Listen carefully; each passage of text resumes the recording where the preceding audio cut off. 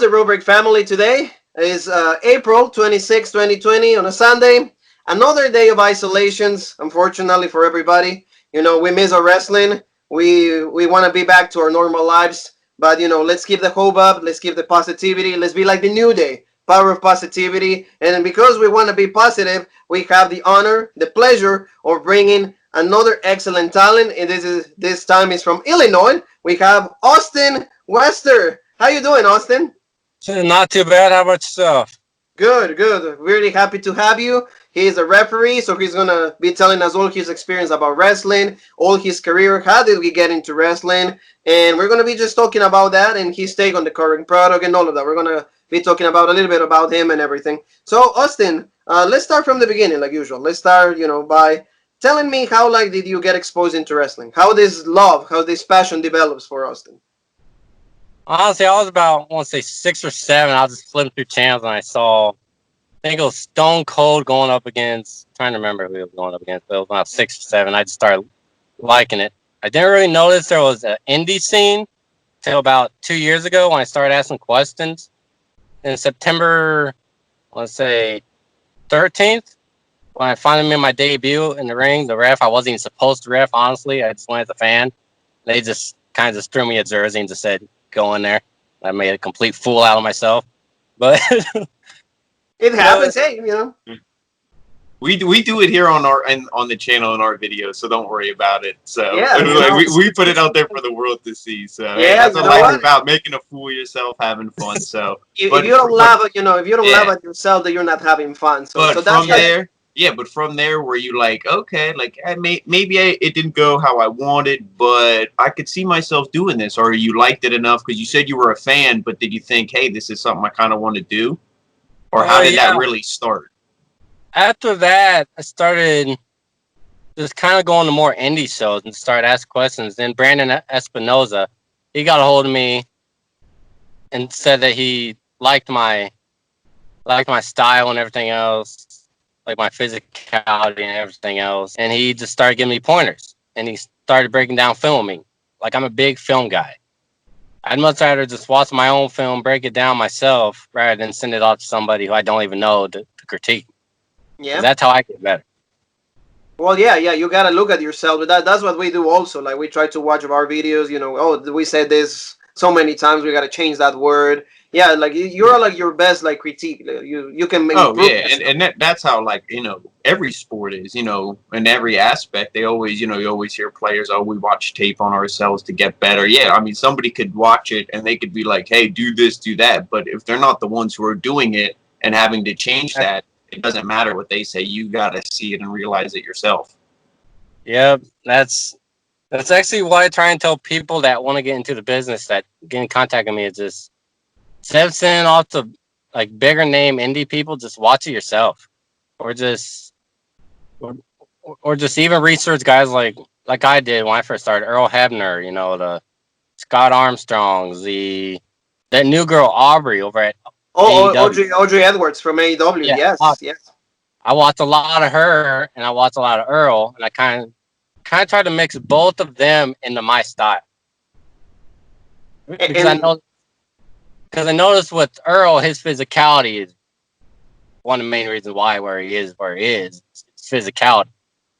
And I like to bring that into my style, even though I get hate on it every single now and then, which I don't care. But I get a lot of hate on it because guys aren't used to it. Guys aren't used to guys that'll literally get in between another guy that's backed into the corner and shove you. They're not used to it. So I get a lot of hate. But now, how do the fans like it though? Because like when Earl would do stuff like that, I feel like the fans, they really loved Earl. So anytime he would get in a heel's face, the fans would pop. They would love it. How are the fans at the shows you do? Are they cheering for you? Or are they like, yeah, kick his ass, whatever? Or are they cheering for the wrestler to kind of throw you around? Yeah, it really depends on the promotion. Like some places they don't like the way I ref. Some places do. Some places I have to basically be, I don't really know if there's a such thing, but a babyface ref instead of being a heel ref. Are using it. And me being a babyface ref, I absolutely hate it. Because then it makes me feel like I'm weak. having guys my size be able just to push me around and not push back. I hate it. Yeah, well, and let me know, like, so you said, well, you started like that, like refereeing, like, but you always been a fan of wrestling, or like you just like watch for a little bit and then stop, or like how did that, passion develop? Yeah, I watched it for a long time during when I was like a little kid. Then in high school, started playing sports, started playing football, did a little wrestling. Then that's when I kind of stopped watching it. Was in high school because I was falling behind and I was trying to focus on my craft. And after I graduated, I noticed guys like Dean Ambrose or John Moxley, and there was Seth Rollins and everywhere else. Seth's only he grew up about 2 hours where I live.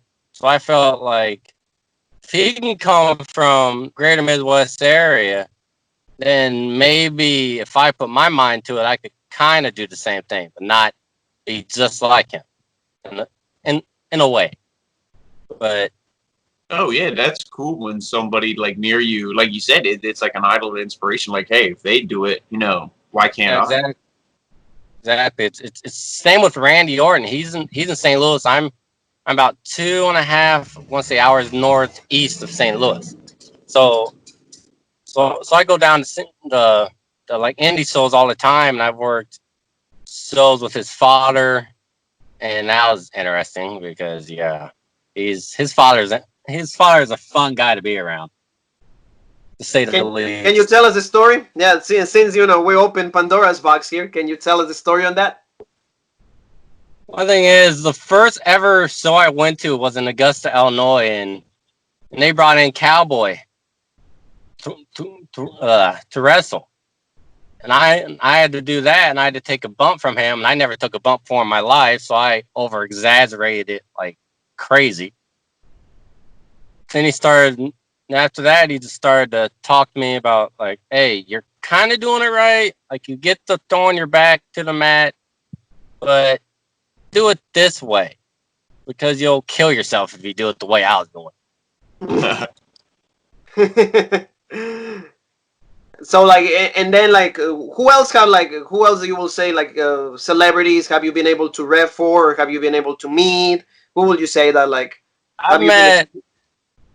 after a Raw show, I met Mickie James. I've met Melanie Cruz over at AEW.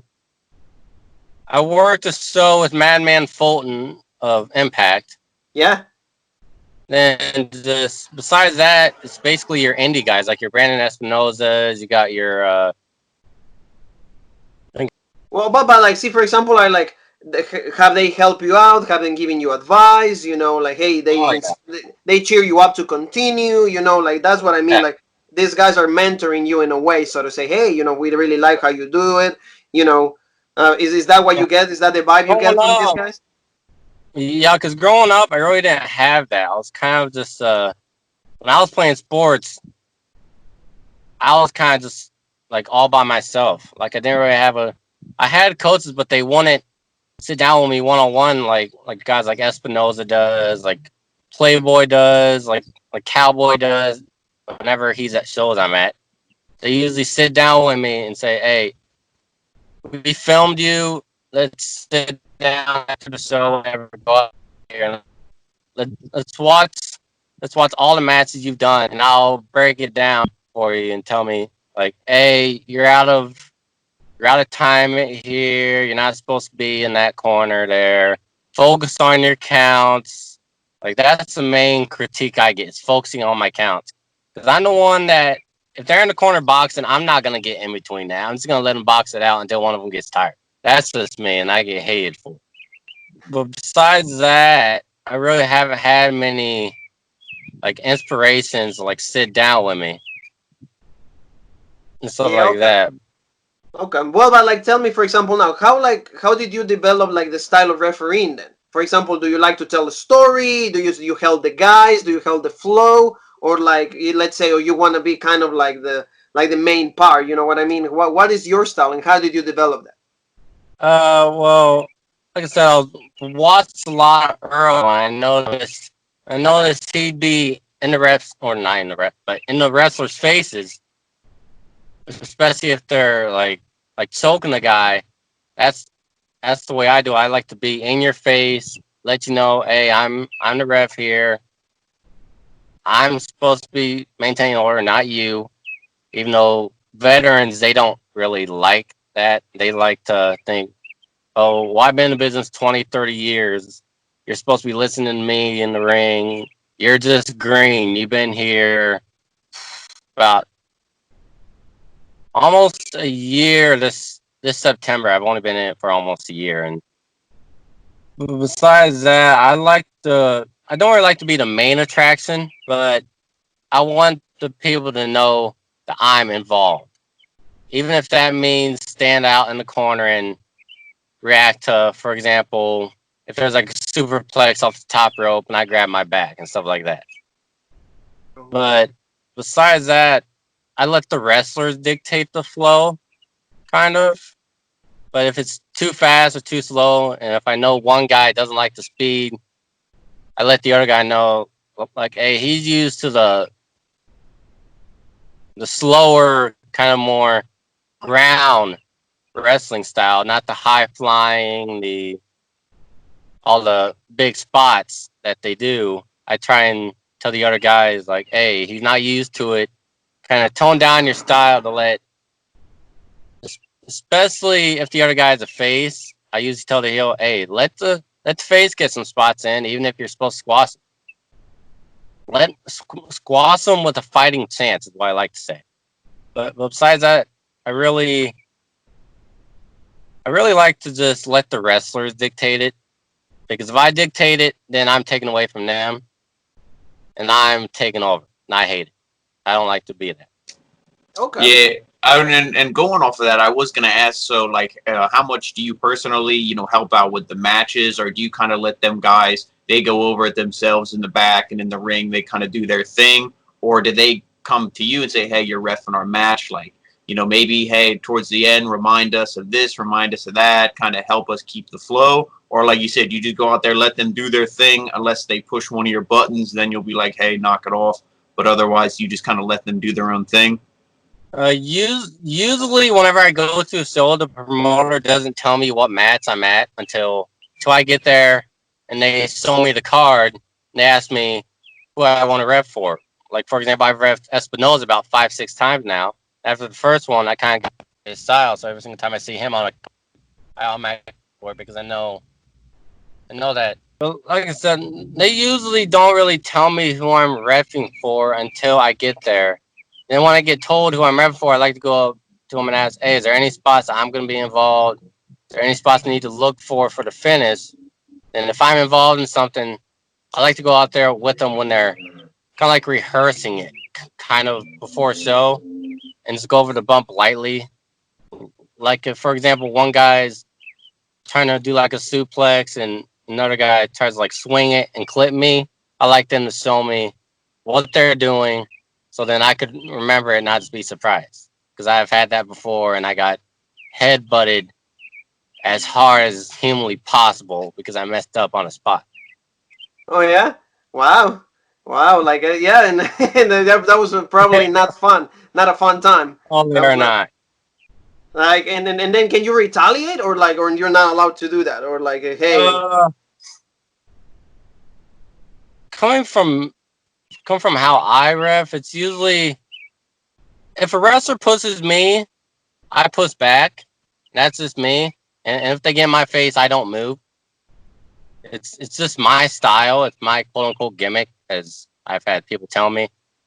But besides that, I really don't like to like push back.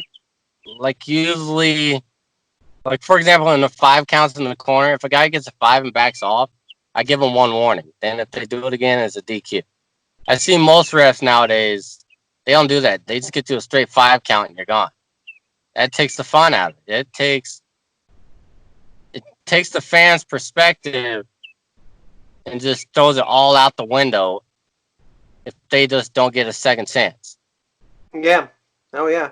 Yeah, but in your perspective, then you've probably seen New Japan, AEW, WWE, Impact. Who does like the best? Who has like the best? You will say refs in the whole industry? Because of the, you see, you're ref, right? So you understand what's the mentality with the flow of the match. So what will you say is the best? Because it doesn't have to be WWE. Yeah, honestly, I got kind of tired of the WWE actually after I want to say 2014 when I personally think that the caliber of talent there just went downhill and they keep pushing the same guy. So then when Cody mentioned him bringing in the Young Bucks, Kenny Omega, and all the other guys that I grew up watching on various companies to be on the same company, and them announcing Earl going there, and then them having Aubrey and them having other refs there, I feel like that's my go-to company to watch because it has all the guys I watched growing up, and I see a lot of guys that I work as a ref imitate their finishes. So I know, like for example, the Styles Class. A lot of people imitate that, and a lot of people bots the living crap out of it. So I like to watch that. It is true. It is true. They said it's a hard move to hit. Yeah, it was supposed to be banned from WWE if it wasn't for Jericho, because like it's a hard move. It's dangerous to play. Yeah, to execute. Yeah. Yeah, there's the pile driver. That's really hard to do because people don't know how to tuck their chin. Apparently, there's the jackhammer's kind of hard to do, but the go-to one I see people do is a spear.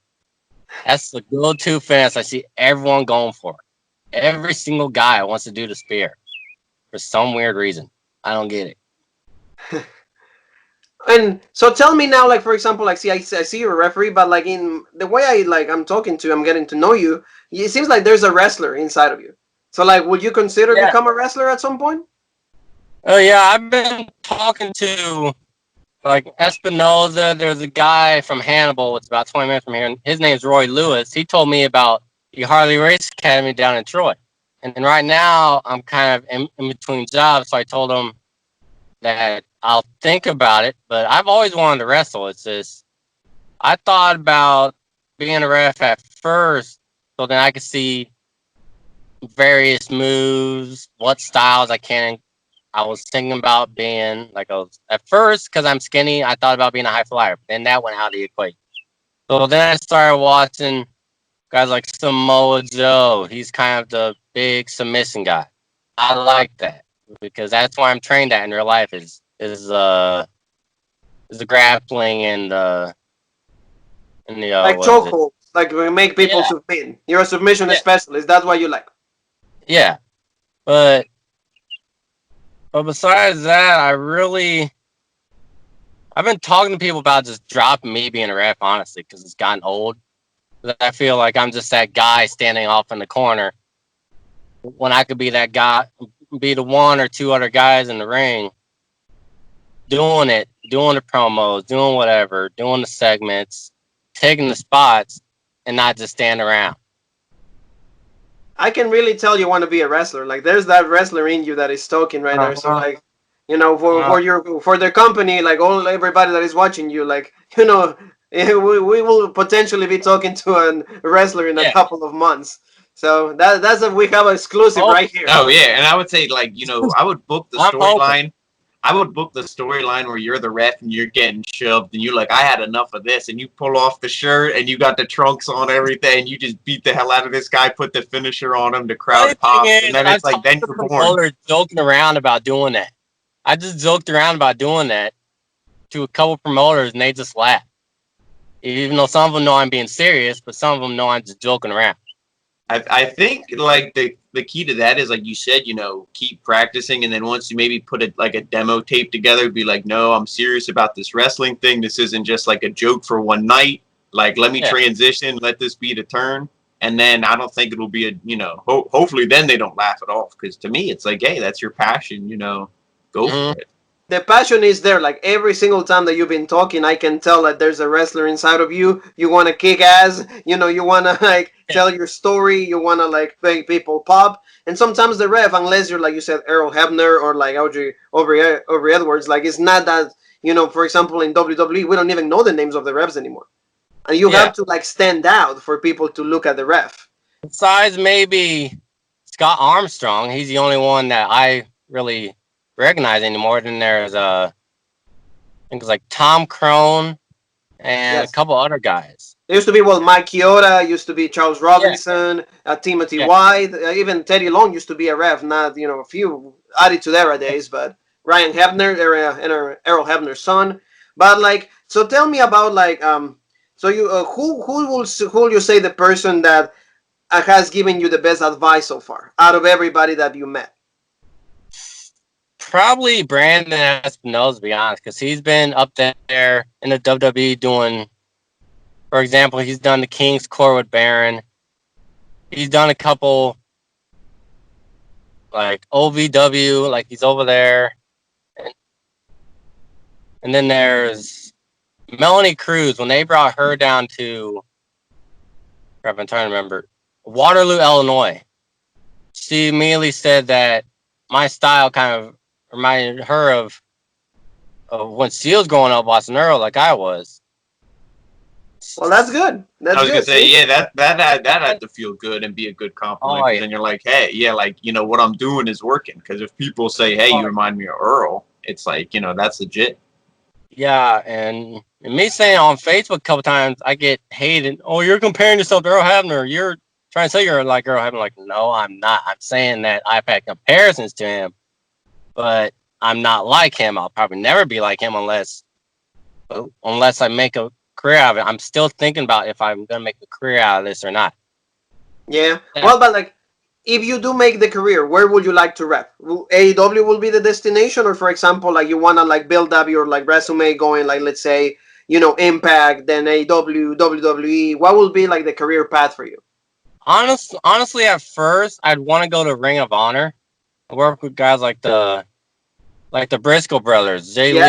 Lethal, Yep. Cheeseburger, and all the other guys there. Because then from there, a lot of them get called up to say Impact, New Japan. Yeah, and Ring of Honor, they work with NWA, so then that could be a Yeah, thing too. Hey, go with NWA, Nick Aldis, all the, and Ring of Honor, like you name some talent. There's tons of great talent there. Give you pointers, give you connections. Hey, blah blah blah. Like you said, you never know where any of this could take you. yeah. Good. Like, and let me tell me about like the in Illinois and everything. Like, what's like the wrestling scenery there? Is there a lot of fans? Is like we know CM Punk is from Chicago and everything. So like, of course, there's a lot. There's is a big city for wrestling. But what about the rest of Illinois? Where I'm from, they really didn't have wrestling brought back until a couple years ago, and I didn't get to go to the first one because I was working. I was working an actual job, and then a friend of mine just said, "Hey, they're bringing a small company that's been around for years. They're bringing in Cowboy." I was like, "They're not bringing in Cowboy Bob Orton to a town of 40,000. Get out of here." So I just went for the hell of it. I started watching him. After that, I talked to him. I talked to guys like Espinoza. They brought in Apocalypse. He's from Peoria. Uh-huh. And besides that, I really don't know about the Illinois wrestling community besides Quincy. There's some in Peoria. Peoria is a big mecca next to Chicago. Uh-huh. Quincy's mainly once or twice a year they have a show. But besides that, Chicago's they're up there every single month. Peoria is every month. I mainly work the St. Louis area, so I really don't know about the Illinois culture. I know about St. Louis being the mecca because there's South Broadway Athletic Center. There's a company that Cowboy runs, which is SICW with Herb Simmons and everywhere else. So then that's the one company that I kind of graduate towards, even though I never ref for them before I wanted to, but they've never given me a full shot yet, which I'm fine with it. I just had to get better. But besides that, like I said, I really don't know about the Illinois culture with wrestling. Like Illinois is mainly, to me, it's mainly basketball and football. Mm-hmm. Especially where I live. Wrestling wasn't even thought about, especially professional, because we have the amateurs and everywhere else. We have college wrestling here. But But the whole professional wrestling really wasn't thought about until I want to say 2015 when they started talking to companies, started talking to the civic center, started talking to the high schools, everywhere else. Then when they started bringing them in, that kind of brought all the kids that, like myself, would watch on TV, watch all the high flyers and everyone else, and can't afford to go to, say, St. Louis, pay gas, pay a hotel, and then pay $100 for front row seats. And you can Yeah. pay, let's say, $20, $30 around here to get front row seats, and you get the same product, just not up there yet. They're just more, kind of like that one girl said, I think it was yesterday or 2 days ago, they're more hungry on the indie scene than they are that I've noticed on the big name platforms, because I feel like once you get up to, say, WWE, you feel like you're a top dog and you're just, that whole indie personality of yours, you being hungry, just goes all the way out the window. Yeah. Oh, No, exactly. Like like you said, they made it. They can't go any higher. So it's like, why do I need to keep busting my ass? Why do I need to keep working hard? But the guys on the indies, hey, like half of them are, they're working full-time jobs besides wrestling because they, really trying to make it. So they're gonna be, put in as much work as they can and go as hard as they can because they want to, impress. Exactly. good. And then so like, tell me, like, for example, like, what will be your dream match to ref? Let's say, give me your girls and guys. Growing up, I always loved Lita, and I've always wanted to see Lita and Paige go one-on-one. That is the one match I've been dying to see, but of course, Lita's retired. I think she still does indies. Paige, I don't know what the hell she does anymore. But before the guys, I've always wanted to work a show with Cody Rhodes and Styles. I've always wanted to see those two because the Styles, he's a high flyer. Cody's somewhat of a high flyer. He really don't like it, but he's kind of a high flyer. Yeah. And their two repertoires and their two skill sets, I feel, would really steal a show. So honestly, for the guys, I'd probably say Styles and Cody. That will be your dream match for you to be refereeing. Yeah.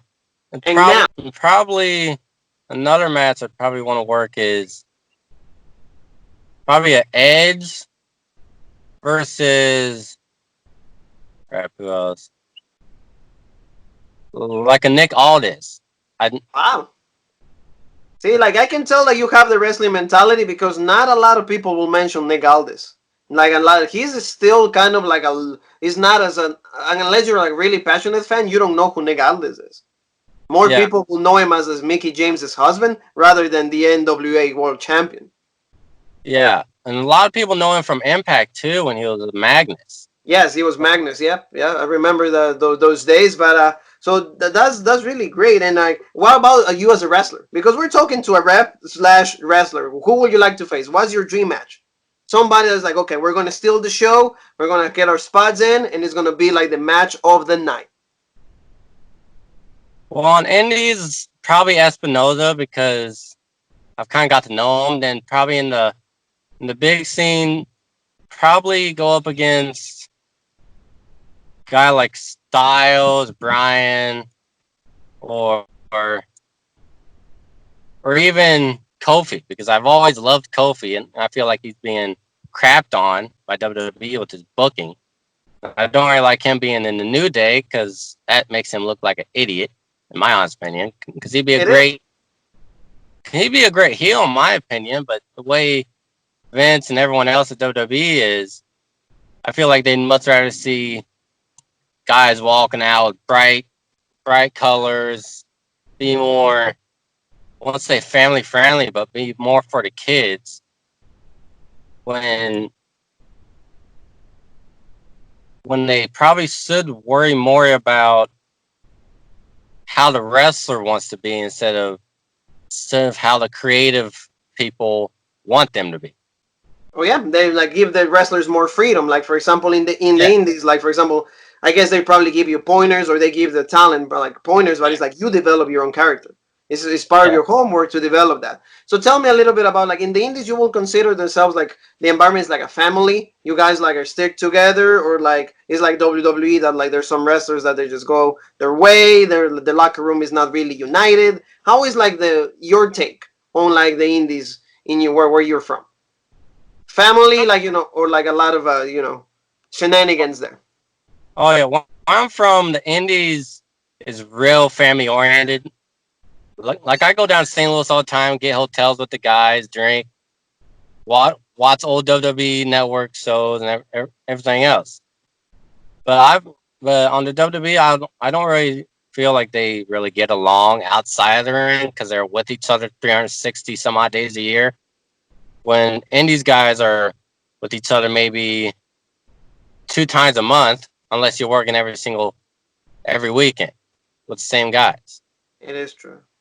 It is true. It is true. So then Austin, like, tell me, what will be for you, like, tell me a little bit about you as like Austin, not the ref. How's your life, outside? What do you like? Do you have any hobbies? Any music? What's Austin outside of the ring? Well, I like traveling, so with this whole quarantine crap, I've been driving a lot to make me feel like I'm still working shows. Because to me, not to drive, it just takes my entire life and just throws it clear out the window. So I like to drive around. I really love dirt track racing. I really love that. I like basketball. I like football. I like going to games a lot. But now with this quarantine, I mainly just walk around parks.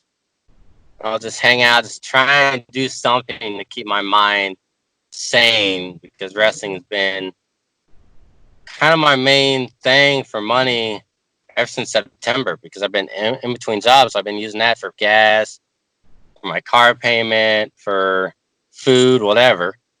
So with this wrestling not going on, I've been giving people rides a lot. Like a lot of wrestlers need rides now, especially to their job because there's a couple up where I live and we still hang out all the time. Like I was just about to hang out with Roy, let's say about 4 or 5 hours from now. And me and him are going to go out drinking. He's going to talk to me about training me because I asked him because he's from 20 minutes away. So I figured, why would I pay dollars to go to the Harley Ray, or no, not the Harley, but the Harley Race Academy? And I could pay Roy a couple $100 every month or whatever, or every other month, to at least show me the ropes, like show me how to properly run the ropes, how to bump, how to talk on the mic and everything else before I go to an actual gym and then actually be fully trained. Okay. But besides that, I really don't do much besides just drive around and play video games. Well, do Well, you no, what play? I mean, I was Go going to ahead. say, that's a smart thing to do. Take advantage of the time, like you said, learn, how to take bumps and all that. And also, I was going to say, for anybody who's watching this, he's not afraid to drive. So promoters, give him a call. Yeah, there you go. He's not afraid to drive. Also, like it clears everybody's head. It's like you can go for 20 minutes listening to WWE theme songs. Do you play WWE 2K the game? Do you do that? I Or used what games you play in general? mainly Grand Theft Auto. I played That's right. NBA. I play Madden, a lot of Madden. Then a couple UFC games every now and then. But besides that, I really don't play many video games because I'm always out on the road driving because I'm always bored out of my mind. Well, what kind of music do you listen to? What's your What's your genre? What do you enjoy? Mainly hard rock and metal because that's kind of what I grew up on. It's That's right. That's hard rock, right. because I've had a couple friends that get in my car, they connect to my radio, and they play like Lady Gaga, they play Taylor Swift, and I just want to puke Yep. because I'm getting tired. I'm tired of hearing crap about Taylor Swift with her exes, or Lady Gaga, or even Nicki Minaj now rapping about one thing and one thing only. Yes. Yes. So what's your favorite band? Like your rock? Like you're like what? Metallica? Like Ozzy? Like what? Or like goes. I'm kind of into the metalcore type. So like the Adele's Way, the Breaking Benjamins, the Shine Down, the Seven Dust, the Five Finger. Five Finger Dead Punch. Yeah, Yeah, Five Finger Death Punch, and then maybe Disturbed. But yeah, only some of Disturbed. Besides yeah. that, I really don't listen to much music besides Oh, rock. oh, good, good. So now we're gonna ask you, like, we're gonna put you on the spot, Austin. Tell me, like, your best match, the one match that you ref that it was like the one that you enjoyed the most, and the one that you didn't enjoy yourself at all. So walk me through those two. Probably the best was Espanola and Apocalypse in Granite City over New Year's Eve. And I was brought in last minute. Like I was already down there hanging out with people, and the promoter, I worked for him before, and he was like, "Hey, one of our main refs got sick on the way down here and had to turn around. Where you at?" I'm like, "I'm half hour away. Why?" Like, "Well, can you work SB in an Apocalypse?" I'm like, "I've worked SB about 6 times. But I've never seen Apocalypse." So I went there. That was the only match I ever worked that night, and it was a co-main, and it was called Match of the Night because of them. I don't really like to take credit, but it was because of them, and it was because they almost got to a 10 count, and it wasn't supposed to be a 10 count finish. So I got out and I stopped 10 count, and that's what people like. They didn't like me just stopping it right then and there like I had before. Instead of going out there telling them, "Hey, that's not the finish. Get back in the ring, whatever." Stuff like that. But then the one that I hated the most was my debut because I absolutely butchered the living crap out of it. It was Roy Lewis and Kenny White in Augusta. And now was the match where I was just thrown into it. Like, went there as a fan, supposed to work concessions and merchandise. And the senior official there was like, "Hey, you want to ref? You want to work?" I'm like, "I've never once worked a match in my life." He was like, "Oh, do you watch Earl?" I'm like, "Yeah, just imitate Earl. You'll be fine." Okay. I ended up doing that, and ever since then, I've been working mainly every single Sunday down in Alton, even though now that company's on the verge of shutting down because of this virus thing. So we're there every single Sunday. That's the main one I work. It's Cottage Rescue Alliance in Alton. They're down there every single Sunday, and they're actually on Facebook. But besides that, all the other companies I work for, they're once every few months.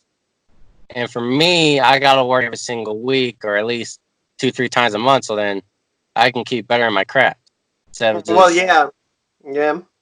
You need to keep doing it. The only way you're gonna get better at something is keep doing it every single time. The more you do it, the yeah, better you're gonna get. So yeah, Austin, this is the time that we give you, our interviewee, the floor. If you whatever you want to say hi to anybody, you want to shout them out, you want to like plug in your like contact information for promoters and everybody. Floor is absolutely yours. yeah. Like I said, he's one guy that I've worked for as a ref his match numerous times. He's moving up to Chicago from Alton, and his name is Zach Cox. And there's Kristen Stalter for giving me my actual head start at refing. Because before Kristen, I was blowing his Facebook up left and right.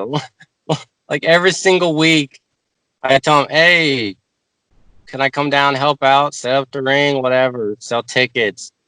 I started going to his shows, and he recognized me. I was like, "Hey, you're the ref from last night in Augusta." I'm like, "Yeah, well, you want to help us out with like the battle royal?" I'm like, "Sure."